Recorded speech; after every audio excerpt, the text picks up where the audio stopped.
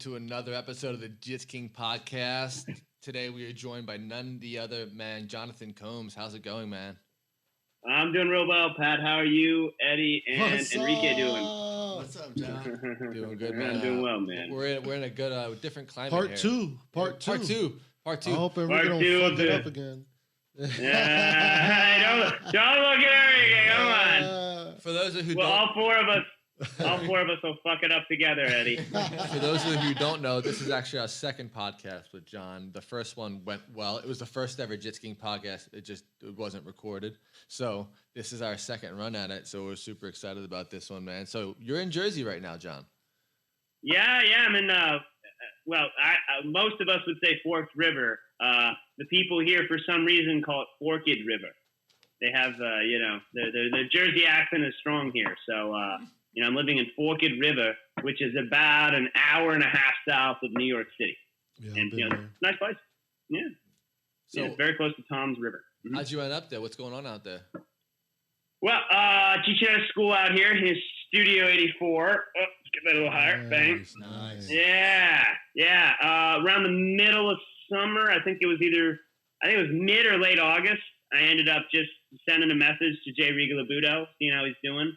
You guys all know I've been traveling around all over the place, and this whole year I think it's 33,000 miles that I've driven. So I've been all over, and the coming months only seem to have even more driving for me. So definitely been on the kind of a grand adventure, just looking for a place to settle that has great jiu-jitsu, and sent a message to Jay, and he messaged me back immediately like, "Yo, how you doing? What are you looking to do? Would you be like, are you free? Are you available?" And I was just like, "Well, yeah, that's why I'm hitting you up, because I've been thinking about talking to him for a couple months, and I never really pulled the trigger, from April until I think it was August when I finally sent him a message. So about 4 months, I think. And when I finally sent him a message, it was serendipitous because he had just had lunch with Gaetano Mion the previous day. And Gaetano had been talking about bringing in a higher level competitor to help him out with some of the jiu-jitsu, but his the big thing he needed was somebody for the kids' jiu-jitsu. So there aren't many people out there that have both those traits, that are willing to teach a kids class and have some decent competition experience. And, I hit both of those. And, Jay talked to me about it, and I said, man, yeah, that sounds freaking perfect. Put me in touch with Guy.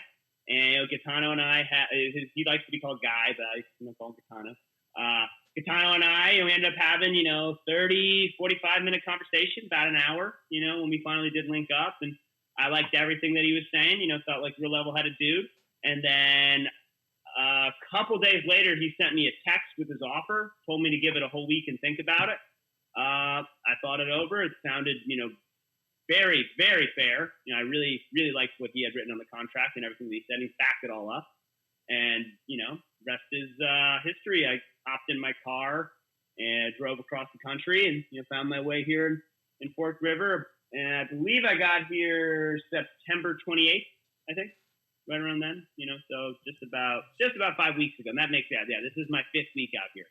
So Jay Rigalabudo, get in touch with him. He put me in contact with Gaetano, and now I live in Forked River, and I drive to the city's called Cream Ridge, New Jersey, which is in the middle of nowhere. It is about as country as you can get. It is. And it's a good, I like it out there. Good place, but it's isolated, a lot of trees, which is pretty nice. I just basically spend 90 minutes a day driving through the woods, which is way better than driving through the concrete jungle. But as we'll get to, I have been spending quite a bit of time in New York City as well. So, I've definitely been a really good transition for me. And I feel this is a good optimal place for me to grow. Gaetano's given me a good canvas to right on becoming a better instructor. I think the kids program that we've got running there is actually going super smooth. Like we've had at least 10 kids in the past 4 classes. So, that's only in week 5 of our program. So I'm feeling quite satisfied with that. And, just by and large trying to build something great out here, man. Gaetano and I are really on a similar type of mindset in terms of, trying to uplift people and help them out and grow them. We could spend the rest of the podcast entirely just talking about the crazy, generous things that Gaetano has done. I showed you a little bit of his house, and, he's definitely beautiful house. But nice. he's put a lot of money into this house, but you got to understand this is also a guy who has an organization that gives gis to people in Manaus so they can do jiu-jitsu, and gives a whole bunch of what he's got to charity. And, he's one of the most generous people I've ever met in my life. And, does a lot to help the people that are around him. He's done a lot to help me in the past 5 weeks. And, just really grateful, man. Want to make sure that I get him back, for what he's done for me. And, I think the best way I can do that is just keep working hard. And, can you send us some money? I am, man. Can you send us some money a little bit? He's again sending money to Floridians with the first name that begins with an E. And not even Enrique. We're both screwed. Yeah, you both. You gotta so Pat, if you want a couple bones, you might want to throw Mion a message. But I don't know about Eddie and Enrique. They might have to talk to another individual. I forgot that both you guys have E's. Yeah. You mentioned you were teaching there. Are you training somewhere else as well? Like, you want to get into that a little bit? Yeah, we can talk about it. It's not a secret. I have been heading and training with New York, Renzo Gracie, New York City. That's who. So ultimately, Gaetano Mion is under Tom DeBlass, and that's the school that I'm teaching at, the Tom DeBlass affiliation. But all of us are underneath Renzo Gracie. So when if I do go to American Nationals, I'm going to compete under Renzo Gracie. Like, I won't be able to do Studio 84 because it's IBJJF. For my official ratings, I am Studio 84. That's who I'll be representing. But, by and large, I do spend, if the game plan goes right, should be Monday, Wednesday, Friday, and Sunday on my days for going to, that practice in New York City. And there are a bunch of them. But the big one is at 1 p.m. That's when a lot of their top guys show up. And, I think you need to get permission from John to show up to that. So that's a phenomenal practice. So that's the one where you'll run into Craig Jones, Gordon Ryan, Nicky Ryan, the whole squad is there. And I'm also trying to get up in the mornings too, man. I've only done it once so far, but I really want to hit up, John does an 8 a.m. 8 a.m. class on Monday, Wednesday, Friday. So I'd like to, get my lazy butt up, get to the city, spend some time there. Everything's closed. Like, there's not a single library that's open, and it's a really strange vibe. Like, I'm in awe the entire time I'm in New York City, but it is a very strange vibe. Like, it is very, you can't go to the bathroom anywhere. Like, if you're trying to hang out at some place, you have to go to a restaurant. People just seem pretty on edge. I don't know. I would have loved to have spent some time in there, time in New York City a year ago. I bet in 2 or 3 years, it's probably going to be back where it was. But right now, it's a bit of a strange vibe. But by and large, I'm just extremely grateful to take part. And, that room is savage beyond words. I can't even describe it. Like, I've, feel in the past couple weeks of me just going there and training a little bit, I know I've grown by leaps and bounds. And, I'm very, very interested to see what will become of my jiu-jitsu, assuming I'm willing to dedicate myself to the prerequisites for finding success there, which is mainly going to mean getting my head on the pillow at 10. Like, if I really want to accomplish all these things of showing up in the morning, I'm going to have to take care of my sleep first. So that's the main challenge for me in these coming days here, is just make sure I get to sleep on time, and then that will lead to me going to practice, and that'll lead to all of my dreams coming true. So right now, man, just in a very good place. I've got a great academy to teach at. I love the kids program that I'm teaching. I like the jiu-jitsu program that I'm teaching. I enjoy the people that show up. I really love working with Guy. I like his other employees, and I get to train in the toughest no-gi room on the face of the planet.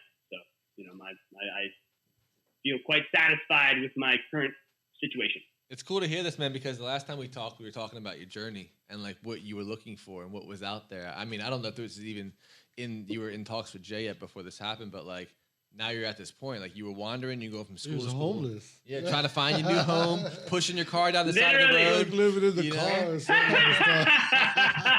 He was like, hey, can y'all send me $22, man? And bro, you're right, Eddie. I was literally homeless. Yeah, and I was pushing my car. We talked about it last time. That's something I'd like to start doing again. But since I don't have a gym membership anywhere, I was pushing and pulling my car. I want to start doing that again, man. My strength and conditioning hasn't been the greatest, but that was an interesting time in my life.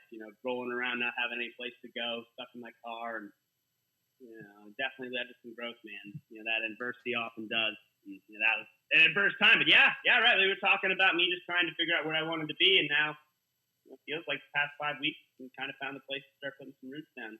I can't imagine anywhere else where I'd be able to find a similarly beneficial package that I get here. There's just so many positives. Mind blowing. Universal Woods Hustle, man. I think that blue basement's a really good fit for you too. I get like a good feeling thinking about that. I feel like it's gonna fit your style, and you're gonna get so much better. In the next 6 months, dude, I feel bad anyone who's gonna fight you.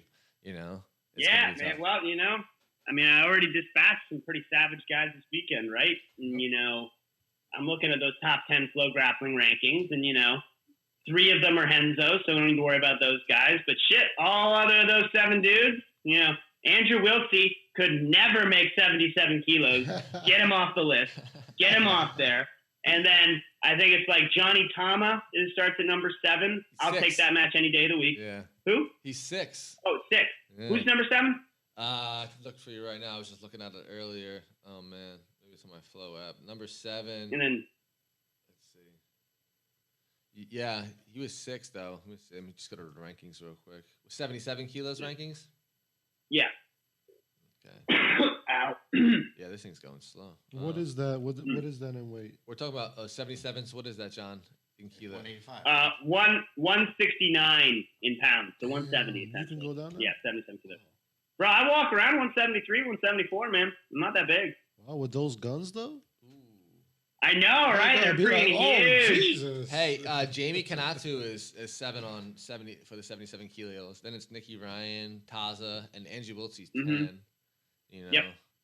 He has it because of me. I mean, that's okay. I'm not bitter. I'm not bitter about that or anything. Hey, give me my spot back, baby.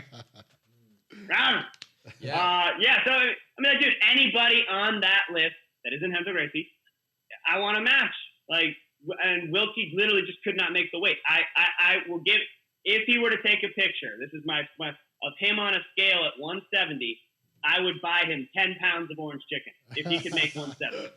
10 pounds, orange chicken, guaranteed, if he's able to make that. He'll do it for that panda shit, man. For that Don't tempt him with panda.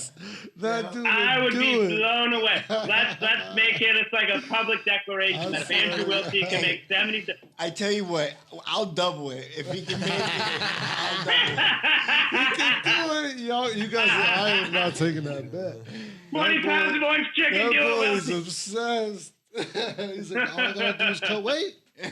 I'll make the weight tomorrow morning. Yeah, dude, he's diligent, man. He told me about the problem when he faced me. He just grabs that distilled water and gets after it, man. Like he could probably do it, with how much he loves orange chicken. But man, he'd have to suffer to get down there. But I'd still give him the orange chicken if he makes it. I'm just thinking it would. I don't think it'd be worth it, but if he makes that weight, I will give him the orange chicken. I will send him whatever quality gift card I need to get him 10 pounds of orange chicken. Enrique sounds like he will too. Yep. That's a deal. Yeah. I said it. Deal, man. Yeah. So we were just talking about your fights this past weekend, man. You had a pretty impressive run at Submersive this past weekend. You had 4 matches. Walk us through those.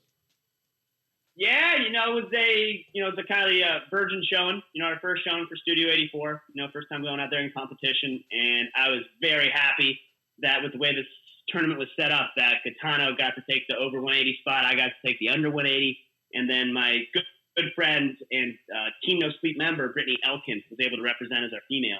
And I think she may well be one of the top 20, 25 females on earth. Like, she really impressed me that night, So I ended up getting the team together. I wasn't so sure about, making the tournament happen. I'm out here, I'm tired and sore, but Guy was all about it. So, Guy arranged it, made us all get ready for it. He got us these fancy matching uniforms too, so we looked the part. Were I in charge, that never would have happened.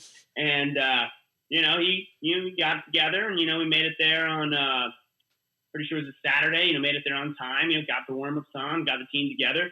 And, we all performed way better than I was expecting, man. Myself included. That first round we drew some Team Philly. And, I believe I was the first round. I dispatched pretty easily. And then Guy had a hard fight. Guy had 4 ridiculously hard fights, man. But against 4 of some of the best guys out there. So it was very entertaining is the wrong word, but probably inspiring is a better word to watch him, kind of go out there and duke it out as best he can. I thought he beat Max Jimenez, by fight to win rules. I really think he beat Max, which is a tremendous feather in his cap. But, 3 refs are going to raise their flags, and the rest of us got to deal with it. And so that first round went real well, and then from there we just kept carrying the momentum forward, man. There were a lot of really exciting fights that everyone was putting forth, and I really enjoyed that team environment. Usually you do your thing on the mat and you leave it and you kind of walk away, but you're very heavily invested when it's your teammate going. Even if they don't stand a chance, you're still going to cheer for them. And I think the crowd gets behind it as well. And somebody made a good point. This is probably a superior format for the grappler and the viewer than quintet format. You get some crazy matches when you do tournaments, like team tournaments like this, as opposed to the quintet stuff where, Craig Jones could be on a team and just run through everybody in, 4 minutes or something. So I thought these two a lot of really good matches because that one stud isn't going to go through and kill the whole team. They're forced to meet together and they're forced to interact, and you get to see some great matches. After I took out Tom Selimart, I had, first was Hugo Marks and then Cody Steele and then finally Nick Ronan. And, those are 3 toughest guys in the world near my weight. So I was very thrilled to have the chance to take them all on. I felt that I gave a solid performance against all 3 of them. Yeah, hey, I heard Ronan beat Marasaki. How'd that match go down? I mean, that's a pretty impressive win for him, and then you beat him, so. Yeah, champion of the day, right? Yeah, man. Yeah, I haven't watched that one too intensely. I watched Cody versus Murasaki a little bit more intensely. I don't know. I just imagining it, I would bet that Ronan was able to control the leg lock exchanges really well and probably maintain top position. What all went down with that, and how do you feel about the match? I didn't get to see it yet, so I wanted to see it. I was asking you since you were there, but it sounds like a fun match to me. But I'm assuming the same thing. It's some kind of leg lock entanglement. That would definitely favor Ronan in that situation. Yeah, dude, he's dang good at him, man. I had to be on my toes, on my bicycle the whole time, and kind of choose my engagements when I would step in and maintain top position, and do all the things that were necessary for taking him on. But yeah. I mean, by process of elimination, I mean, I was the only under 180 guy that went undefeated that night. So that felt really, really good, man. Good to take out the fellow toughest guy at that tournament. So it's good to have that one with Ronan, and his preferred skill set is my weakest skill set. I'm working diligently to improve my leg locks, but dude, I still catch those deer in the headlight moments. I get stuck in them and I kind of freeze, and I'm trying to work that out of my system. That's only going to come with time, effort, and learning more material. So I'm just willing to give it the time that it's going to take. Oh yeah, oh yes. Right place now, though. Yes, I am, man. I am very, very, very happy to be here. Very happy to be getting beat up on the regular. And the lists that I have after training are quite outrageous. We could run through them today. Like first match I had was this guy Sean, good training partner, good friend, and then after Sean, I think it went not Nicky. Nicky Rob was after that. Who was after Sean? Oh my God, he's like a big name too. How am I totally spacing on this? I forget. Well, it went Nicky Rod, Frank Rosenthal, and Gary Tonin. That was my first time ever training with Gary Tonin. I had a freaking blast. I was very, very, very happy to train with him, and that's gonna bug me because there's one other guy who I trained with that was Ethan Carlstein. Sorry. Yeah, training. King session, Ethan, man. you forget King Ethan.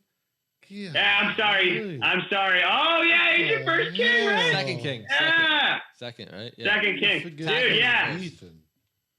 Yeah, dude, he whipped my ass real good. He actually got a black belt the other day. Dude, but yeah. So Sean, Ethan, Nicky Rod,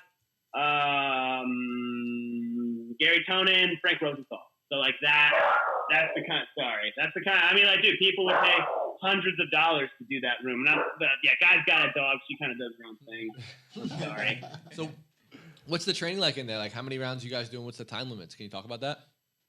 I don't know. Mm-hmm. I can Fair tell enough. you I'm doing that, but I don't know if I'm allowed. It's nothing special. After we could talk about it for sure. Mm-hmm. But like, I might have already broken the rules by telling people that I'm there, but I don't think so. I mean, well, I did. No, what Keenan did is he talked shit and he like shared the stuff for money that he was making. Like, if I go to some random room and I'm like, yo, John Danaher showed me this, they're not going to give a fuck. Like, if I post something on Instagram, like, check out this hook sweep that I've come up with, and just like totally rob them, that's going to piss them off. But like, as long as dude, they will let anybody show up in that room if they show up, show respect, and train hard. Like, I'm sure there are a few people they'd rather not have in there, but you know, like they there's no closed door policy, man. Like, they want as many tough people in that room as they could possibly get, like everybody else. And you know, it just so happens that they happen to have a few more tough people and some of the toughest people in the whole world. So this is the room I want to be in.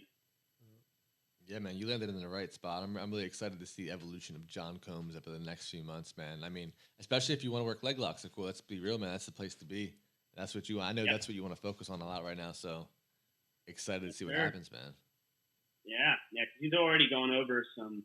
I think I can say the structure of the class that he teaches, because it's a pretty good structure that he has. So he does like 3 iterations of a standing technique, building on top of each one. And then we do some type of quasi-live stuff on the feet.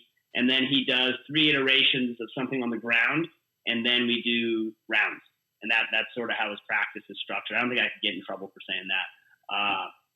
And, you know, it's pretty an awesome experience. You know, it lasts, I think, about 2 hours. It's kind of frustrating because he doesn't set no stinking timer. He just sits down with his stopwatch.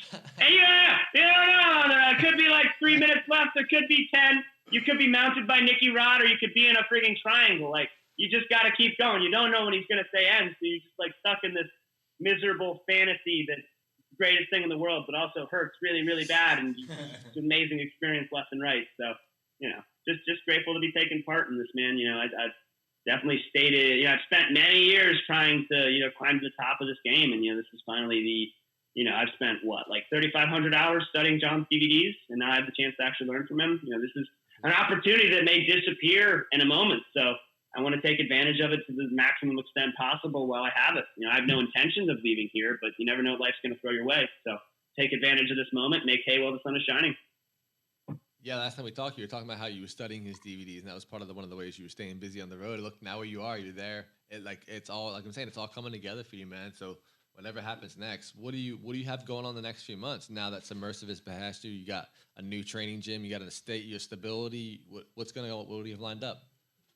Well, same thing as always, man. I'm always trying to compete. You know, I always want to put myself in, you know, as many adverse situations as possible that don't exceed my limits to, you know, capacity to recover from them. And, you know, that includes trying to seek out as many competitions as possible. So I've applied for the Fight to Win next weekend. There's a chance this, you know, I got a little boo-boo on one of my ribs. That might slow me down a bit. I don't think so. I think I'll be ready to go by next weekend. I guess we'll see how I'm feeling over the coming days. For whatever reason, this company just reached out to me called Level X Black. You guys probably know them. They sponsor Cody and William, Cody Steele and William Tackett. Uh-huh. And he tagged me against this. Have you heard of this? I'm going to look at my phone real quick. Andy, one sec. Andy Varela. Andy Varela. Never heard of him. Look it up. What's he out of? Ninja Andy Varela, like 10th Planet in Vegas.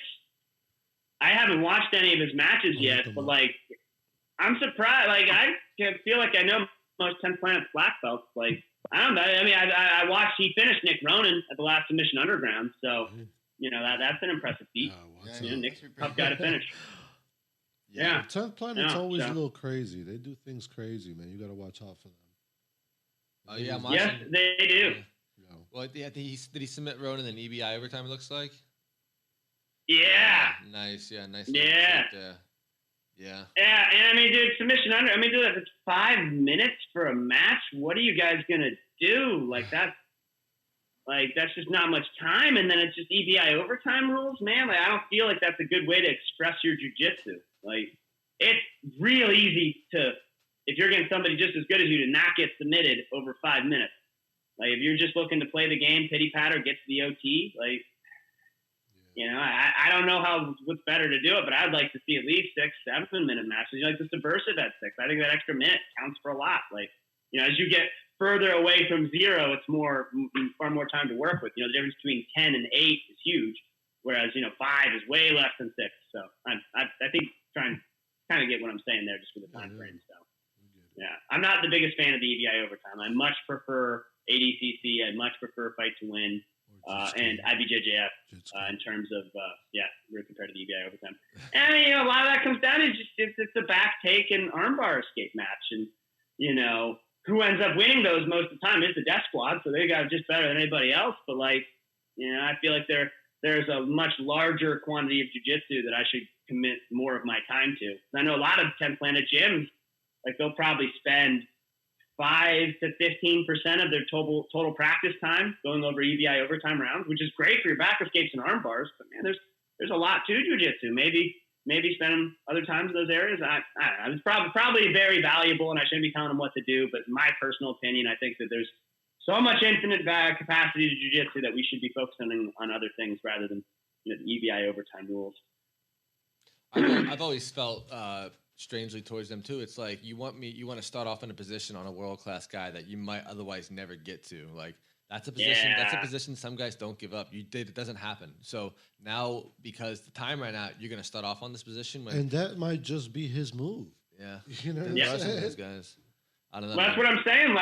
And then with the third coast rules, if somebody has a very skilled closed guard, they're able to pick to start there. They can start with the bottom of closed guard, and that's I think that's a better place to submit somebody than top of mount.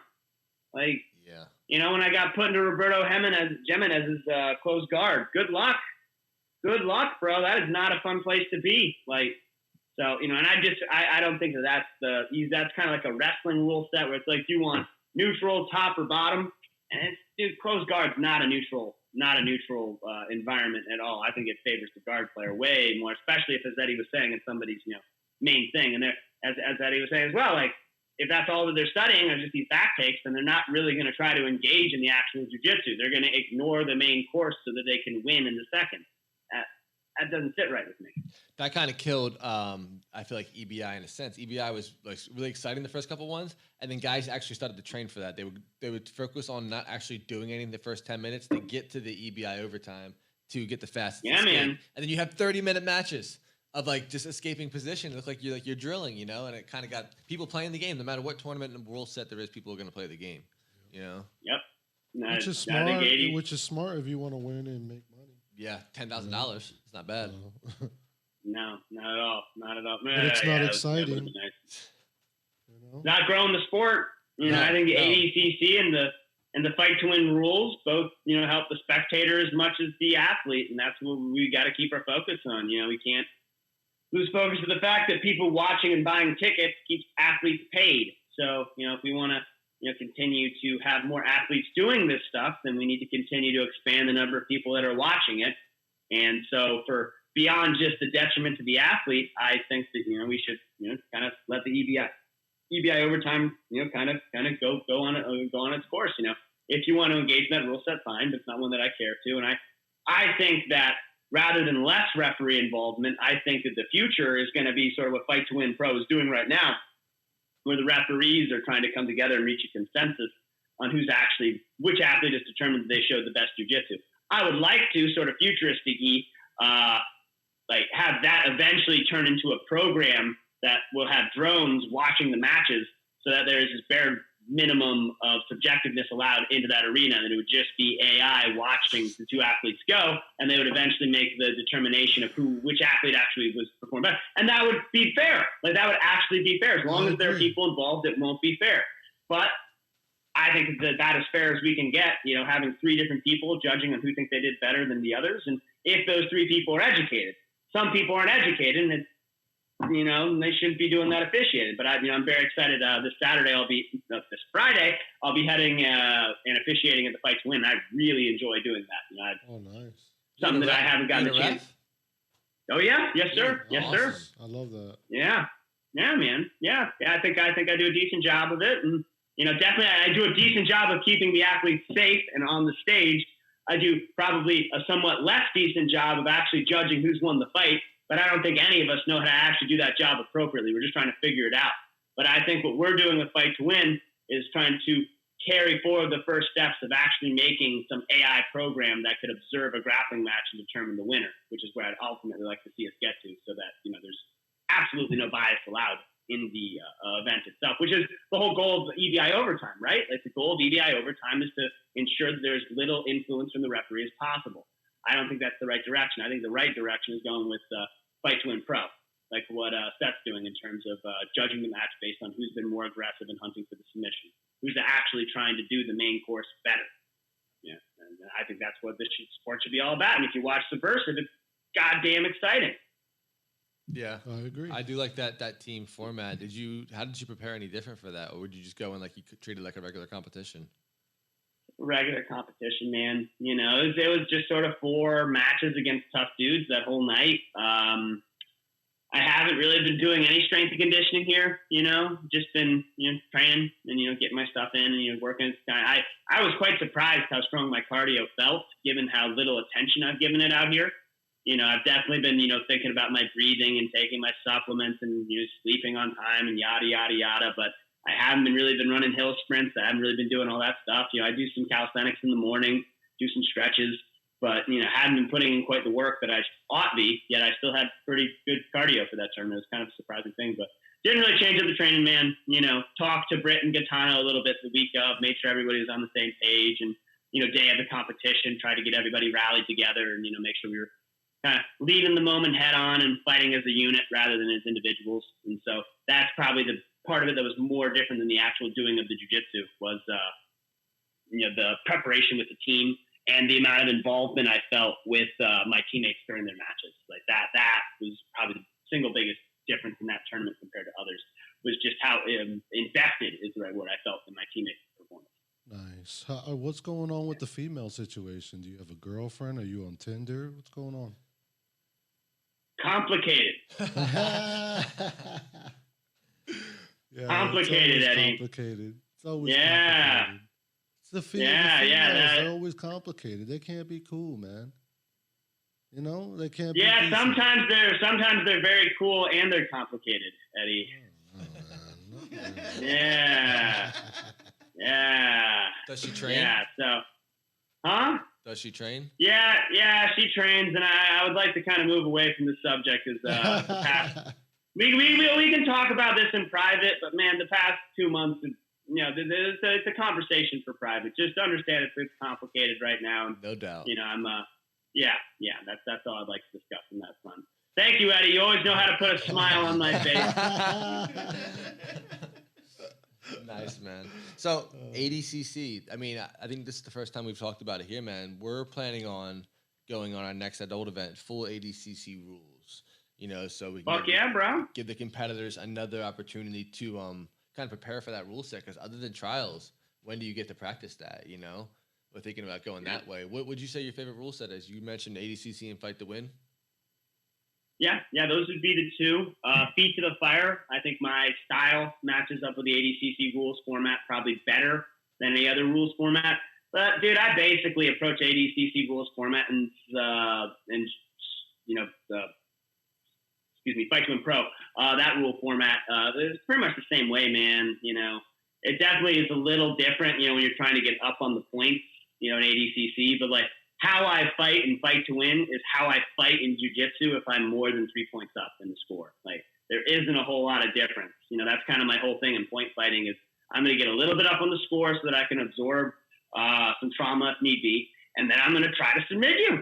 And I'm going to keep trying to submit you unless strategy dictates that I should probably do something else, like injury or exhaustion, yada, yada, yada. But, like, my approach to submission only and my approach to being up on points in a points match is the same. I want to submit you and I want to do it really bad.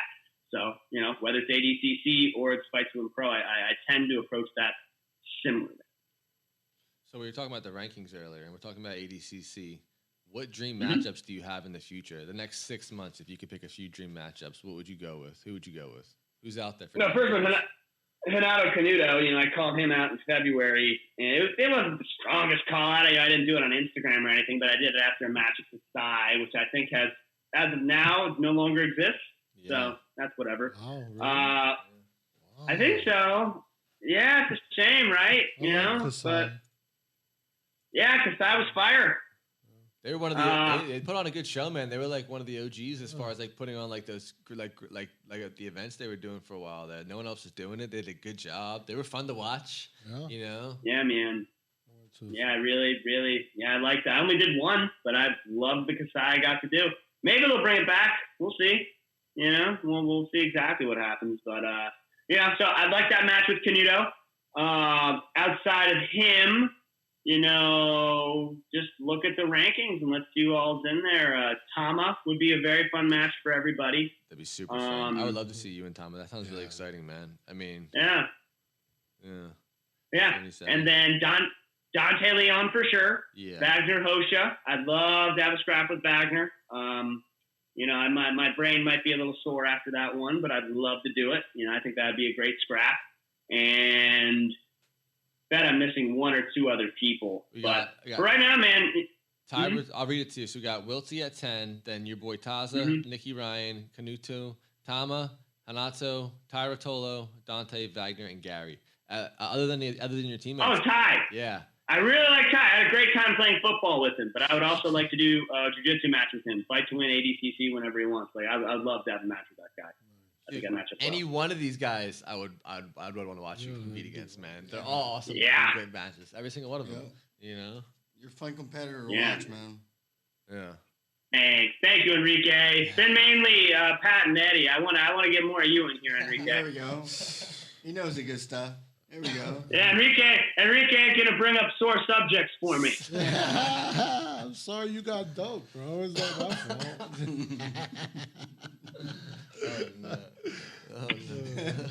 There's more out there, bro. Don't worry. Yeah, man. Any single one of those matches would be fire for you, man. You against Wagner, yeah. So what's going on, man? What's coming up next? Anything special? Any fight to win matches? You said you applied for the Phillies. Is there anything else out there waiting for you? Are we waiting for trials? Which who knows when that's gonna happen? Yeah. Well, we're all waiting for trials. Yeah. You know, I'm with bated breath. You know, I would like to get to the point where Mo Jackson could tell me, just don't even worry about him. But I'm going to act under the impression that will never happen. So I'm just going to keep preparing for the trials no matter what. But in terms of what my plans are right now, November 14th, maybe a match with this Andy Varela. I'm not sure. You know, that'll just literally happen today. I'd never heard of him until today. I'm sure that'd be a fun scrap, though. Yeah. But the match that I do have, December 19th, I will face Pedro Marino to see who is the true guillotine king in Houston, Texas. King Pedro. Yeah. King Pedro. Yes. King Pedro. Yeah. Man, you're just making all sorts of great memories with me. I thank you. Yes, King Pedro. What's wrong with this guy? King Pedro, yeah. I went to train at his gym and I saw he had the chain that Enrique had been wearing that night. He had the crown. He was gonna give that to you. Yeah. Just one tier. Oh man. Maybe we can do another bracket when things actually calm down here. Although they're probably gonna get a little crazier. But yeah. So I got that match with Pedro. There's another fight to win December 4th that I might be looking to do. I think they're going to Miami. So, you know, if you guys are interested in that, you know, I would like to come down and spend some time. Road trip. December 5th, we have a show down there, no? Yeah. Oh, shit. Yeah. The tournament, kids tournament. Really? Yeah. December 5th, we'll be down there. It's an open tournament, a kids' open tournament. Now that you train the kids, John, you know? Yeah. Bro. We're still trying. We have like 19 white belts right now, so we haven't given them any stripes yet. So like it's a very fresh program, but they do shoot they have some nice double legs, man. Okay. You know, they got some decent double legs. They can do a hook sweep. They know what a frame escape is. So, you know, to start, we're going to keep going. Hey, man, you know, you're growing the sport, you know what I mean? And it all starts with the youth, man. That's my opinion. Yeah, man. It's a very rewarding thing to get into. The way I like to describe it is my life went wrong right around 7th grade, and it never really, I'm still dealing with the, you know, consequences of that failure then, so if I can help a few kids get their stuff together, you know, between 3rd and 7th grade, you know, try and send them into, you know, high school and the rest of their life with some skills that I wish I had, you know, I think that's how we make the world a better place, you know. John you know, Combs, the role model. No, but there's a lot you just climbed back up in my heart, Eddie. There you go. Oh, you're just like falling down, coming up, falling down, coming up. It's a roller coaster with you, bro.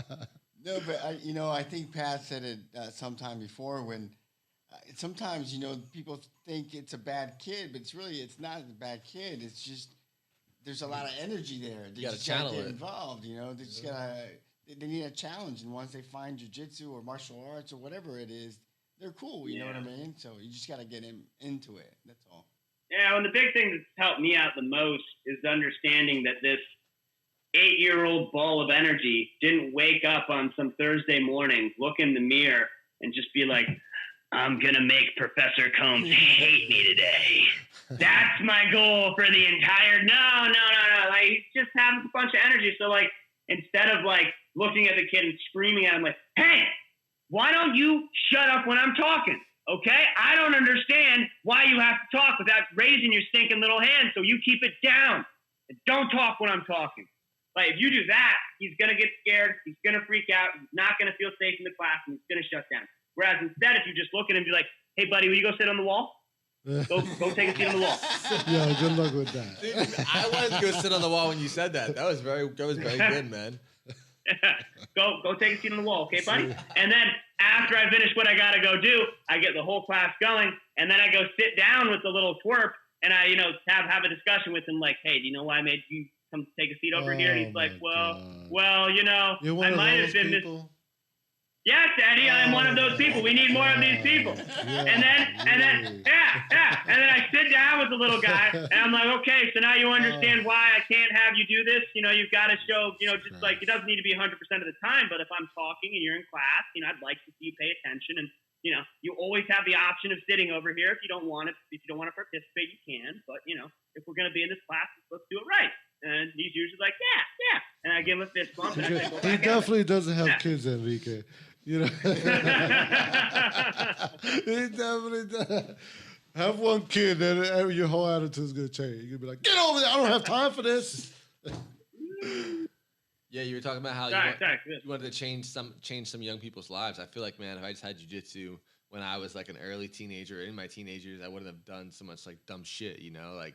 Oh, me too, man. It would have saved me, man. That would have helped me something. Maybe we needed those lessons. Maybe we wouldn't be where we are without them, you know? Because jiu-jitsu would have given us a shortcut to not step in all those piles of shit along the way, which... Yeah, but, people had to step in those piles of shit to show those other kids how to not step there. That's and then when those kids know how to have a foundation for reaching for higher things in their lives, they can help the people coming up from behind them. Like, stopping that cycle of just...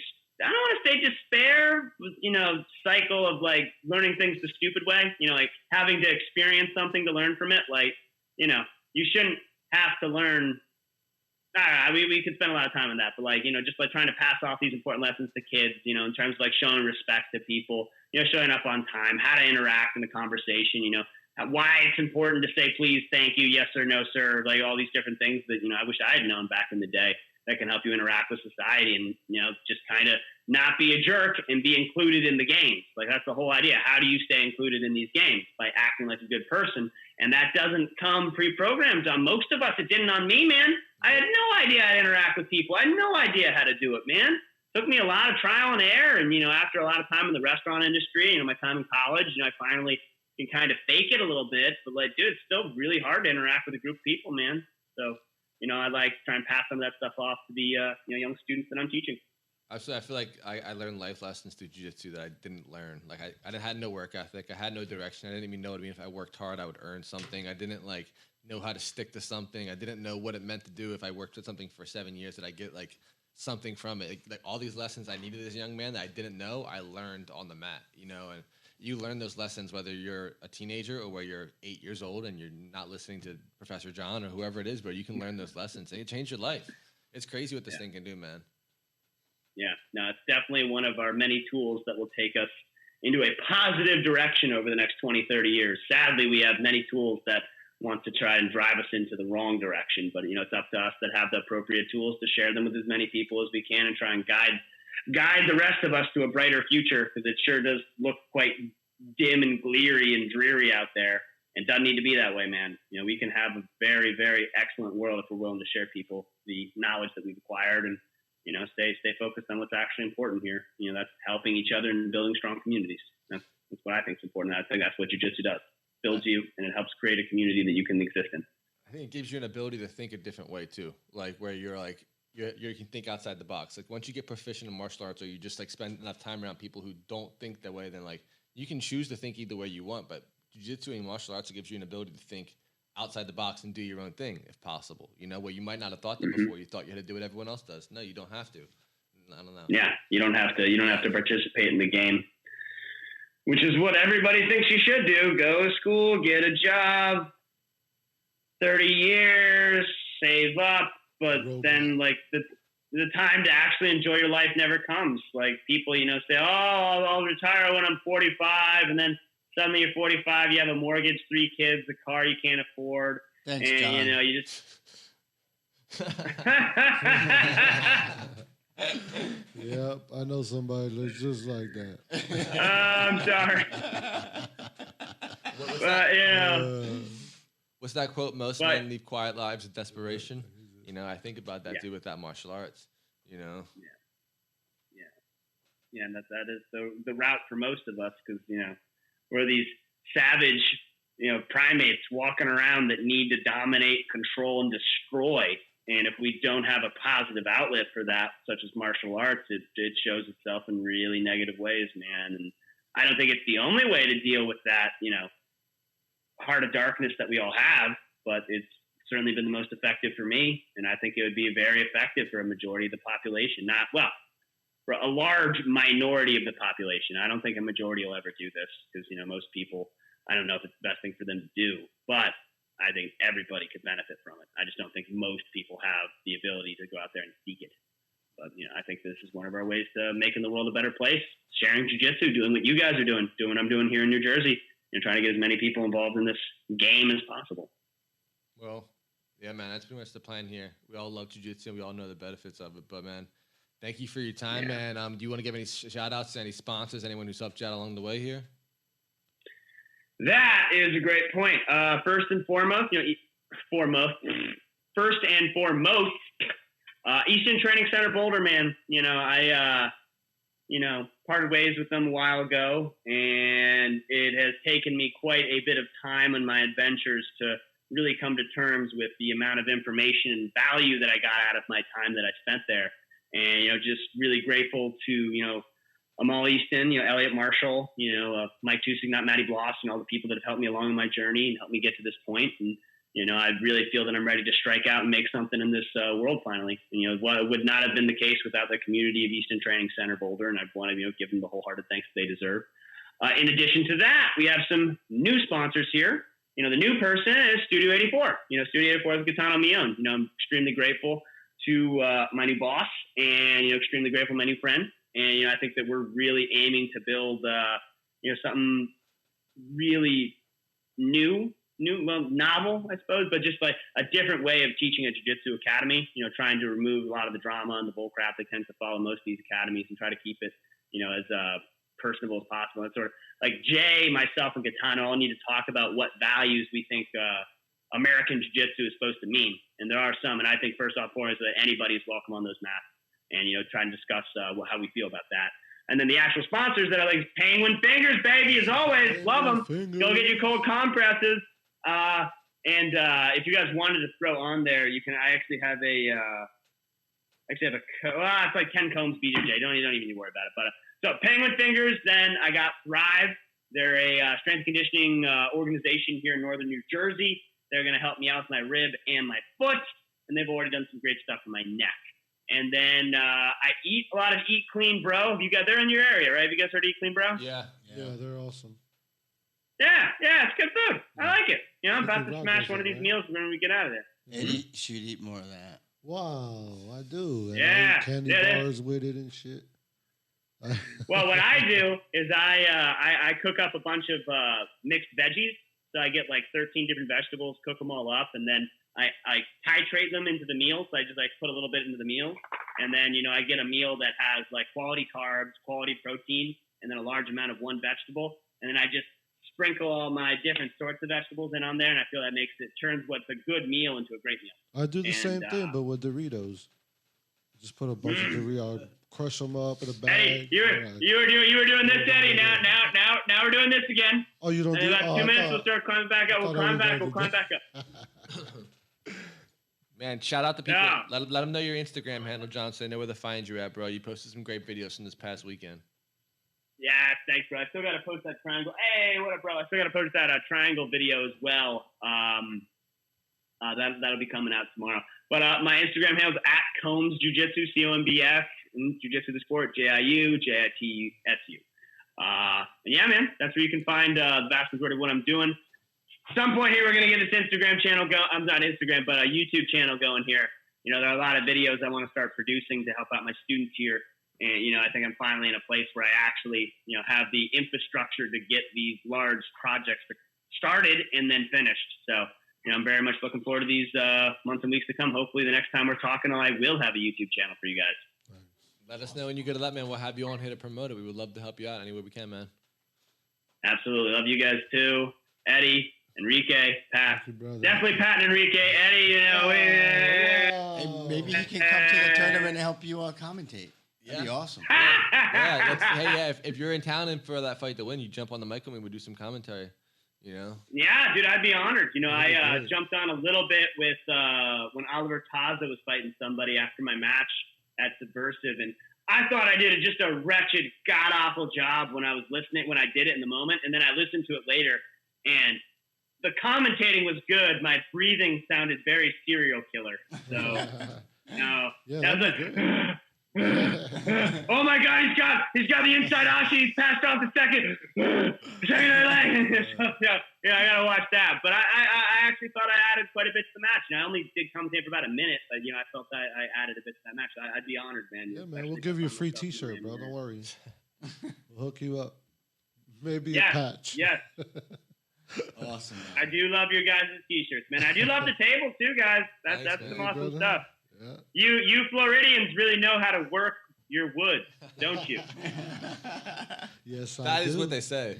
Yes. Well, you JitzKings really are masters of the wood making, right? Like, yes, I mean, I've got a couple of things in my room from that. Yeah. Hey, look what I got behind me, guys. I love it. Awesome. Yeah. It was great. Yeah. It's really nice. There's rock hard wood all over this place. Hey. Sorry. I got rock hard wood right now. I'm sure you do, Eddie. And there you go. You're climbing back up. I'm sure in a few minutes you're going to... I'm sure I will.